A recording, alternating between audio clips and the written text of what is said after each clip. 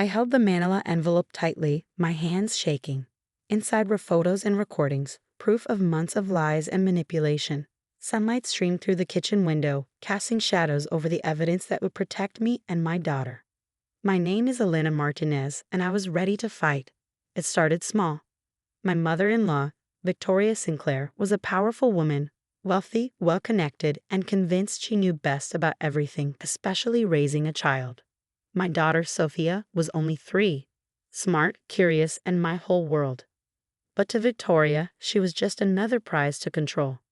At first, it was little things, comments about my parenting disguised as concern. She needs more structure. Are you sure she's eating well? Each word chipped away at my confidence. My husband, Michael, was caught in the middle. He loved me, but he also loved his mother, unable to see her manipulation. She never accepted me, a woman from a working-class family who had married into her prestigious name. But I wasn't going to let her win. One autumn morning, I got a call from Dr. Emily Roberts, a child psychologist I had spoken to before. Her voice was tense. "Elena, be careful. Someone's asking questions about Sophia. Your parenting, your past. They're trying to build a case against you." My heart stopped. I knew exactly who was behind it. I started collecting proof. Hidden cameras, voice recordings, notes of every conversation with Victoria. I found out she was working with a corrupt social worker to make me look like an unfit mother. Her goal? Take Sophia away from me. But she underestimated me. Growing up with a single mother, I had learned to be strong. I had studied law part-time and knew how to protect myself. I gathered every piece of evidence, recordings of Victoria's plans, messages proving her scheme, even bank transfers to the social worker. Michael refused to believe it. "She just wants what's best for Sophia," he said. But I knew the truth. The night before I made my move, I sat in my office, surrounded by files and evidence. Sophia slept peacefully in the next room. I looked at a picture of my mother, a woman who had fought for me my whole life. I wouldn't let Victoria take my child. Then my phone buzzed. A text from Victoria. "We need to talk about Sophia's future." I smiled. Oh, we would. Everything was ready. The trap was set. And Victoria had no idea what was coming. The morning arrived with a calculated precision. I dressed carefully, choosing a blazer that subtly concealed the digital recorder tucked inside. Every movement was deliberate, every detail planned. Victoria had requested a family meeting at her expansive estate, a tactical error she would soon regret. The grand living room, with its antique furniture and crystal chandeliers, had always been her battlefield. Today, it would become her downfall.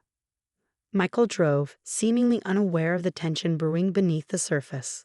Sophia sat in her car seat, humming a cheerful melody, oblivious to the storm about to break. "Are you okay?"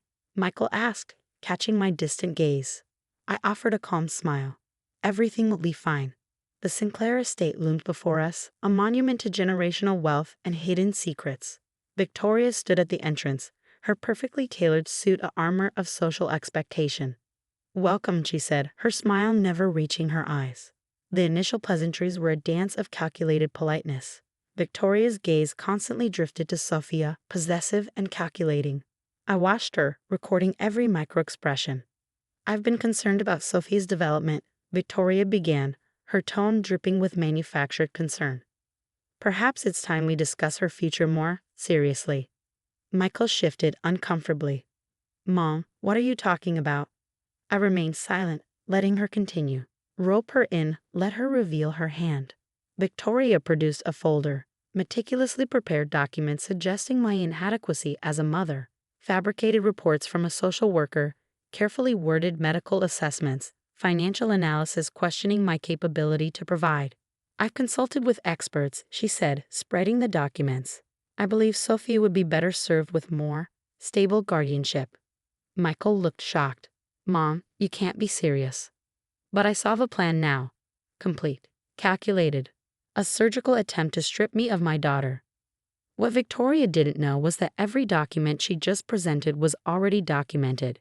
Every conversation recorded. Every meeting with the corrupt social worker mapped out in explicit detail. I reached into my bag, pulling out my own meticulously organized file. "Shall we discuss your definition of stability?" I said quietly. The next hour was a masterclass in strategic dismantling. bank transfers to the social worker, recorded conversations discussing their plan, explicit evidence of attempted manipulation of legal systems. Victoria's composure began to crack. Her perfectly manicured facade started to crumble piece by deliberate piece. Michael sat in stunned silence, watching as his mother's elaborate scheme unraveled. "You've been planning to take my child," he whispered, the betrayal cutting deeper than any physical wound. Victoria tried to recover, to spin a narrative of maternal protection, but the evidence was overwhelming, not just circumstantial, but hard, irrefutable proof. "I was trying to protect her," Victoria insisted, her voice losing its earlier confidence. "From what?" I asked coldly. "From a mother who loves her, who has dedicated her entire life to her child's well-being." Sophia played quietly, building a tower of blocks, unaware that her entire world was being dissected around her. The confrontation wasn't just about winning. It was about exposing a generational pattern of control, of manipulation disguised as concern. Michael finally saw his mother for what she truly was. Not a protective grandmother, but a calculated manipulator willing to destroy a family to maintain control. "I want a DNA test," Victoria suddenly demanded. "Prove she's even Michael's daughter." The room went silent. I smiled. A cold, calculated smile that made Victoria take a step back. "Are you certain," I said softly, "that you want to pursue that line of questioning?" The threat was clear. Family secrets have multiple layers, and I was prepared to unravel every single one. Victoria knew then. She had miscalculated completely. The meeting ended not with her victory, but with her retreat. Defeated. Exposed. As we left, Sophia still happily unaware, Michael turned to me. "How long have you known?" he asked. "Everything," I replied. "Always." The drive home was quiet, but it was the quiet of a battle won, of a family recalibrated, of boundaries firmly established. Sophia continued humming in her car seat. Innocent. Protected. Victoria had plotted to steal my child. She had no idea what I had planned. And this was just the beginning. The aftermath was not immediate, but methodical. Like a carefully orchestrated symphony, the consequences of Victoria's actions began to unfold with precision. Within weeks, the social worker involved in her scheme was under investigation. His career, his reputation, everything he had built, crumbled under the weight of documented evidence. Bank records, recorded conversations, explicit proof of attempted child custody manipulation. Michael's relationship with his mother transformed dramatically. The illusion of familial perfection shattered, replaced by a cold, calculated distance. He had discovered that protection sometimes means cutting out toxic influences, even when they share your blood. "I can't believe she would go this far," Michael said one evening, watching Sophia play in the living room. "All these years I thought she was just concerned." I understood his pain. Discovering the true nature of a parent is never easy. The legal proceedings moved swiftly. Victoria's attempt to challenge our custody was dead on arrival. Her reputation in the social circles she had so carefully cultivated began to crumble. Whispers replaced her once loud proclamations of family superiority. But this wasn't about revenge. This was about protection. My own network of support, professional contacts, legal advisors, even family friends, stood firmly behind me. They had witnessed Victoria's pattern of manipulation, her belief that wealth could solve everything. Sophia remained blissfully unaware. To her, life continued as always, filled with love, security, and endless possibilities. 3 months after the confrontation, an unexpected letter arrived. Handwritten. From Victoria. I read it carefully, my fingers tracing the elegant script. A request for mediation. A desire to understand, to potentially rebuild. Michael looked at me, uncertainty in his eyes. "What do you want to do?"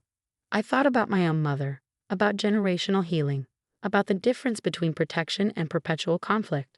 "We'll listen," I said, "but on our terms." The mediation was carefully structured, controlled environment, limited interaction, professional mediator present, every detail calculated to ensure Sophia's emotional safety. Victoria arrived looking diminished, the powerful matriarch reduced to a woman confronting her own limitations. "I was wrong," she said, the words seemingly difficult to articulate. "I thought I was protecting the family, protecting Sophia. Protection isn't manipulation." I responded quietly. Protection is love without conditions. Michael watched, silent, processing, healing. The mediator guided our conversation, not towards reconciliation, but understanding, establishing clear boundaries, defining what a relationship might look like if it could exist at all. No unsupervised contact, transparent communication, respect for our family's autonomy. Victoria agreed, not happily, but definitively. As we left, Sophia holding both our hands, I realized something profound. Victory wasn't about destroying Victoria. It was about creating a safe, healthy environment for our daughter. The legal documents were filed, the evidence preserved, a testament to a mother's determination to protect her child. Months passed. Life found its rhythm. Michael's architectural firm grew. I continued my work. Sophia thrived, curious, confident, loved. And Victoria, she remained on the periphery, allowed minimal supervised contact. A grandmother reduced to careful, controlled interactions. 1 year after that fateful confrontation, I found Michael looking through old family photographs. "Do you regret how things turned out?" I asked. He looked at me, then at Sophia playing nearby. "No," he said firmly. "I regret not seeing the truth sooner. Healing isn't linear. It's a journey of understanding, of setting boundaries, of choosing love over manipulation." Victoria had plotted to steal my child. She had no idea what I had planned. And in the end, the only thing stolen was her power to control us. Family isn't about blood. It's about protection, about love, about choice. And we had chosen our path. Clearly, definitively, unapologetically.